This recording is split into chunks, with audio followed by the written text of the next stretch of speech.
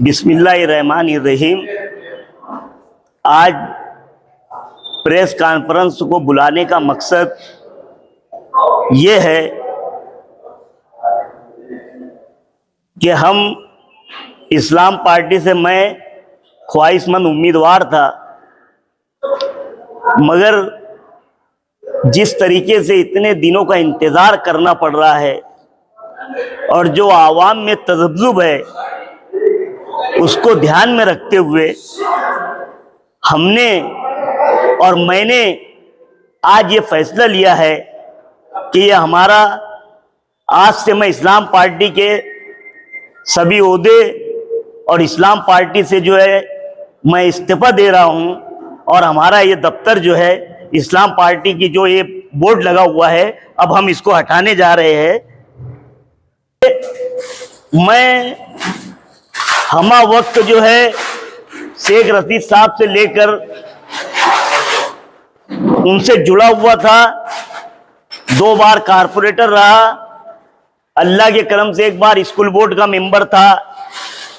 मेरी जितनी बिसात थी उतना मैंने काम किया, मगर मेरे टिकट को लेकर के इतना इंतजार और इतनी चौकसी और इतना सर्वे किया जा रहा है, मुझे अभी उस पर कुछ नहीं बोलना है।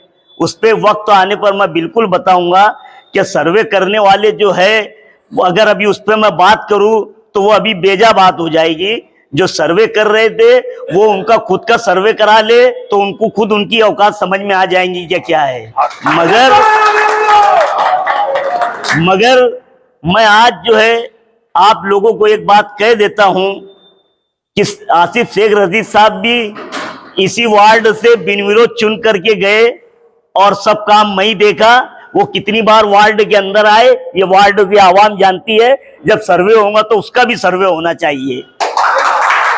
लेकिन एक मैं समाजवादी पार्टी के साथ जो है रुकनी कमेटी थी और इस्लाम पार्टी के साथ रुकनी कमेटी में मैं एक था और मेरे टिकट को लेकर इतना तजब्जुब और इतना इंतजार ये मुझे जरा अच्छा नहीं लगा, मुझे इस बात से गवारा नहीं हुआ।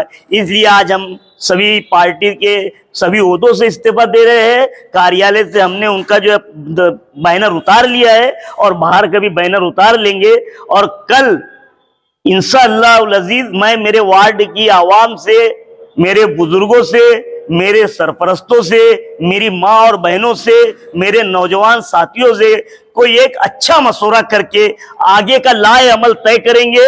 और आप लोगों के माध्यम से मैं ये बात बता दूं कि इलेक्शन हर हाल में लड़ना है, इलेक्शन लड़ेंगे। जीत और हार अल्लाह की बात है, अल्लाह तरफ की बात है कि वो किसी को इज्जत देता है तो किसी को जिल्लत। हमने किसी का बुरा नहीं किया है, हमने लोगों के और आवाम की खिदमत के काम किए हैं।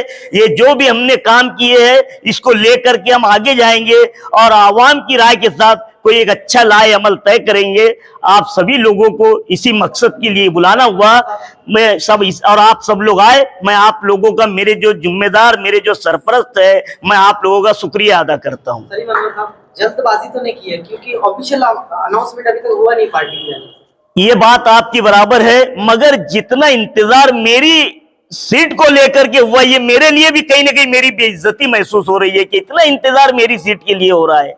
पैनल में तो किसी का भी अनाउंसमेंट नहीं होता। नहीं, मगर मैं जो था इन्होंने दूसरे पैनलों में भी एक एक सीट का तो अनाउंसमेंट किया, मेरा भी तो कर सकते थे ना। कल रात तक के आपके यहाँ पर एक मीटिंग हुई, अच्छी खासी मीटिंग हुई, एक रैली निकली, बड़ी तादाद में रैली थी तो, और कल रात में यहाँ पे एक मीटिंग हुई और आज आप ये फैसला ले रहे, तो क्या आपको किसी जिम्मेदार ने आकर ये बोला है क्या कि आपका टिकट? मैं आपको ये बात बता दूं कि इतना जो इंतजार हुआ, मैंने आसिफ शेख रशीद साहब को मेरी तबीयत का हवाला देते हुए उनको फोन पे बोल दिया था कि मैं इलेक्शन नहीं लड़ने वाला हूं, आप अपने हिसाब से कोई उम्मीदवार देख लेना।